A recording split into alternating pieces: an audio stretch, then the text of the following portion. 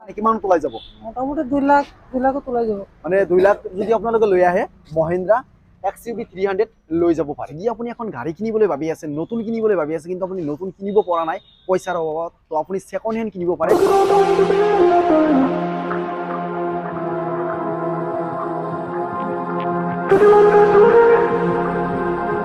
বন্ধুসকল welcome back to my YouTube channel Hyundai i20 turbo এইখনত কিন্তু আপোনালোকে ক্লাছ নাপায় অনলি গিয়াৰ পায় তো কেনেকুৱা কি মানে সিস্টেম সম্পূৰ্ণ আপোনালোকক মই দেখুৱাবলৈ চেষ্টা কৰিম এই সব ভিতৰত সব একদম লাক্সাৰিয়াছ ফেসিলিটি মানে মিউজিক সিস্টেম তাৰপিছত পুশ বাটন আৰু ইয়াৰ সব ক্লাছ নাই অনলি গিয়াৰ তো এইটো কেনেকুৱা কৰি কাম কৰে আপোনালোকে সব এনে আপোনাৰ গিয়াৰ চেয়াৰ সব লগাব মানে ক্লাছ ধৰিব নালাগে মানে নাই নালাগে মানে ক্লাছে নাই যেহেতু গাইস ক্লাছ ধৰিবও নালাগে মানে সিস্টেমটো নাই অনলি গিয়াৰ দবাওক আৰু যাওক তো এখন এবাৰ আপোনালোকে ওয়াক ৰাউন্ড লৈ লওক টায়াৰ চাৰিওটা একদম ওকে পেট্ৰলৰ আছিল ন পেট্ৰলৰ এইখনৰ বয়স কিমান হৈছে 1 বছৰ হৈছে বয়স 1 বছৰ হৈছে ন ব্যাক সাইড সব ব্যাক সাইডো অলপ ধুলি পৰিছে যেতিয়া আপোনালোকে কিনিব আহিব এনে ওয়াশিং কৰি ৰাখে কিন্তু আজি ধৰকচোন টেষ্ট ৰাইড লৈছে কাস্টমাৰ আহি সেই কাৰণে তো বাকি এইখনৰ ৰান কিমান হৈছে ৰান 40000 ৰান হৈছে তো আপোনালোকে প্ৰাইস কিমান ৰাখিছে এইখনৰ এখন আপোনাৰ 8.5 লাখ 8.5 লাখ টকা প্ৰাইস ৰাখিছে নৰমালি ধৰকচোন বহুত দাম হয় এইখনৰ যেহেতু IMT তো ফাইনান্স কৰিলে ডাউন পেমেন্ট কিমান দিব লাগিব এইখনৰ ক্ষেত্ৰত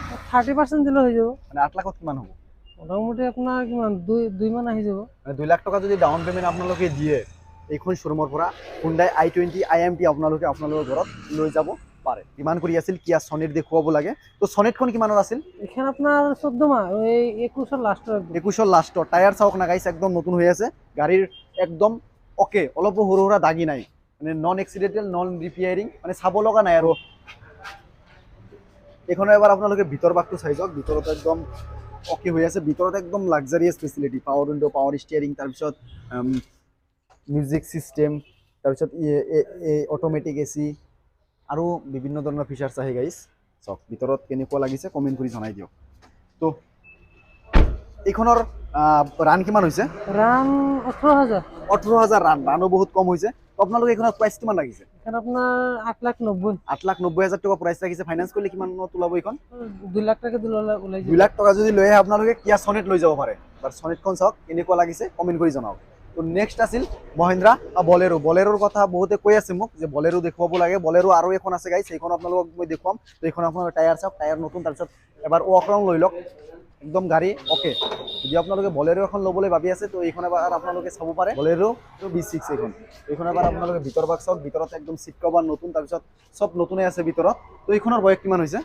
এখন বয়স হৈছে আপোনাৰ 20 লাষ্টৰ বয়স বেছি হোৱা নাই গাইস এইখনৰ তো ৰান কিমান হৈছে এইখনৰ ৰান চাবলো ৰানটো মোটামুটি 42 এনেকুৱা হৈছে ন তো এইখনৰ প্ৰাইস কিমান ৰাখিছে আপোনালোকে এখন ৰাখিছে আপোনাৰ 8.5 লাখ টকা 8.5 লাখ টকা প্ৰাইস ৰাখিছে ফাইনান্স কৰিলে কিমান দিব লাগিব 30% এনেকুৱা 2 লাখ 2 লাখ দিলে এইখনো লৈ যাব পাৰে 2 লাখ দিলে গাইস আপোনালোকে বলেৰো লৈ যাব পাৰে ইয়াৰ পৰা নেক্সট আছিল ওয়েগনাৰ BS6 না BS4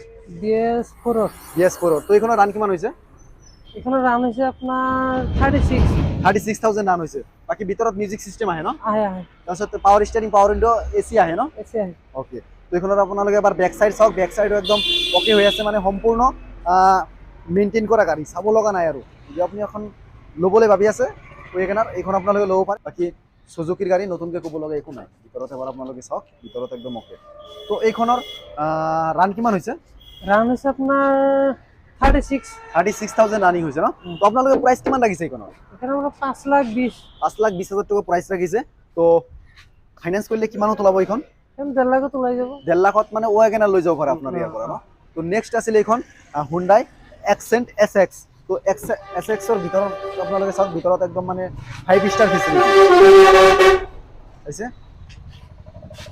ওকে এইখনৰ ফ্ৰন্ট লুকছটো এবাৰ চাওক ফ্ৰন্টটো মানে নন এক্সিডেন্টাল নন ৰিপেয়াৰিং তো এইখনৰ বয়স কিমান হৈছে এখন 2020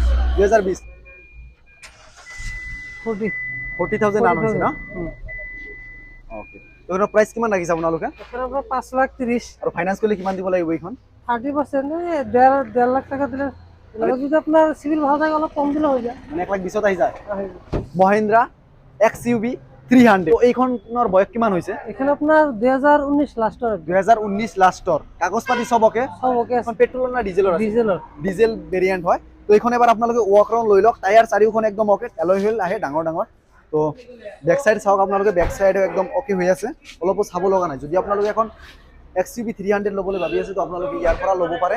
চাওক এইখন W8। চাওক আপোনালোকক মই এবাৰ এইখনৰ ভিতৰত দেখুৱাবলৈ চেষ্টা কৰিম।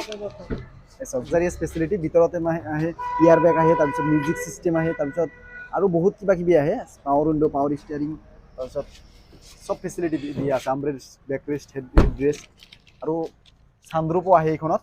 তো এইখনৰ প্ৰাইচ কিমান ৰাখিছে আপোনালোকে? এইখন আপোনাৰ 9,30,000 টকা। 9,30,000 টকা এইখনৰ প্ৰাইচ ৰাখিছে। আৰু যদি ফাইনেন্স কৰি ডাউন পেমেণ্ট কিমান দিব লাগিব, মানে কিমান ওলাই যাব? মোটামুটি 2,00,000 ওলাই যাব। মানে 2,00,000 যদি আপোনালোকে লৈ আহে মহিন্দ্ৰা XUV 300 লৈ যাব পাৰে। অ'কে, তো গাইজ চুইফ্ট এভেইলেবল আছে, বহুতে মোক কৈ আছে চুইফ্ট দেখুৱাব লাগে। তো এইখনৰ বিষয়ে অলপ কওকচোন। এখানে আপনাৰ 20 লাস্টৰ। ৰানি কিমান হৈছে এইখনৰ? এখন ৰান হয়েছে আপনাৰ 24,000। 24,000 ৰানিং হৈছে ন? টায়াৰ চাৰিওটা একদম অ'কে, বাকী ইঞ্জিন অ'কে এইখনৰ? Engine okay. মাৰ খোৱাটো নহয়? না মাৰ খাওয়া। এক্সিডেণ্টেলটো নহয়? Accident না। ৰিপেয়াৰিংটো নহয় কত? না না ঠিক আছে। একদম অ'কে, চাব লগা নাই। তো এইখনৰ প্ৰাইচ কিমান ৰাখিছে আপোনালোকে? এখানে আপনাৰ 5,90,000। 5,90,000। অ'কে, পেট্ৰলৰ ন? পেট্ৰোল। অ'কে, তো ফাইনেন্স কৰিলে এইখন 1.5 লাখত ওলাব না? ওলাব। এইখনো গাইজ 1.5 লাখত ওলাই যাব। বহুতে মোক কৈ আছিল L2 800 দেখুৱাব লাগে, 800ৰ কালেকশ্যন এভেইলেবল আছে। তো এইখন কিমানৰ আছিল? এখানে 19 লাস্টৰ। 19 লাষ্টৰ। ৰান কিমান? ৰান আপনাৰ 32,000। 32,000। অ'কে, তো এইখনৰ প্ৰাইচ কিমান ৰাখিছে আপোনালোকে? এখানে আপনাৰ 3,20,000। 3,20,000 টকা প্ৰাইচ ৰাখিছে ন? আৰু ফাইনেন্স কৰিলে কিমান দিব লাগিব? এখানে আপনার 80,000 ওলাই যাব। মানে 80,000 টকা যদি লৈ আহে এইখন লৈ যাব পাৰিব? পাৰিব। অ'কে, তেতিয়া আপোনালোকক কৈছিলোঁ দুখন বুলেৰো এভেইলেবল আছে। তো এইখন এখন, তো এইখন কিমানৰ আছিল? এখন 2018। 18। সেম না মডেল না এইখন বেলেগ? না এখন টপ মডেল। এইখন টপ মডেল ন? BS4। BS4। তো এইখনৰ ৰান কিমান হৈছে? ৰান হইছে 46। 46। অলপ ভিতৰত চাই যাওক আপোনালোকে, ভিতৰত একদম অ'কে, দাগি নাই, কত মানে লেতেৰা নাই, একদম অ'কে। 2018 হলেও গাইজ একদম ভিতৰ বা okay, tyre okay, spare tyre available. তো এইখনৰ প্ৰাইচ কিমান ৰাখিছে আপোনালোকে? এখানে আপনাৰ 7,40,000। আৰু এইখন যদি ডাউন পেমেণ্ট দি ল'ব বিচাৰে কোনোবাই, কিমান দিব লাগিব? মোটামুটি 1.5 লাখ 2 লাখ টাকার ভিতৰত আহি যাব। মানে 1.5 লাখ 2 লাখ টকাৰ ভিতৰত বলেৰো আহি যাব? আহি যাব। অ'কে, ইয়ৰ হেগত আছিল চুইফ্ট। এইখন কিমানৰ আছিল? এখন 2018। 18। এইখনৰ ৰান কিমান হৈছে? ৰান এখানেৰ আপনাৰ 57। 57। অ'কে, তো এইখনৰ প্ৰাইচ কিমান ৰাখিছে? এখানের প্রাইস আপনার 5,30,000 টাকা। 5,30,000 টকা, মানে সেইখনতকৈ এইখন অলপ কম। কম আছে। অ'কে, তো এইখনৰ ডাউন পেমেণ্ট অলপ কম দিব লাগিব কিজানি? কম দিলে হয়ে যাবে। 1.5 লাখত আহিব না এইখন? 1.5 লাখ আহি যাব। 1.5 লাখ টকাত আপোনালোকে 1,20,000 আহি যাব।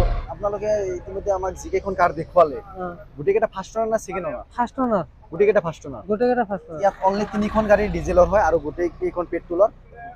বলেৰো 2খন ডিজেলৰ আৰু যিখন XUV দেখুৱালো আপোনালোকক সেইখন ডিজেলৰ, বাকী কেইখন পেট্ৰলৰ হয়। তো সেইকাৰণে মই কোৱা নাই, মই ভাবিলোঁ যে ভিডিঅ'ৰ শেষত আপোনালোকক মই কৈ দিম এই কথাখিনি। তো বন্ধুসকল, শ্ব'ৰুমৰ লোকেশ্যনটো আপোনালোকক মই দি দিওঁ। হাউলিত আছে শ্ব'ৰুমখন। শ্ব'ৰুমখনৰ নাম হ'ল হাউলি মটৰছ এণ্ড ৱৰ্কশ্বপ। ইয়াত আপোনালোকে বিভিন্ন ধৰণৰ দুচকীয়া বাহন এভেইলেবল পায়।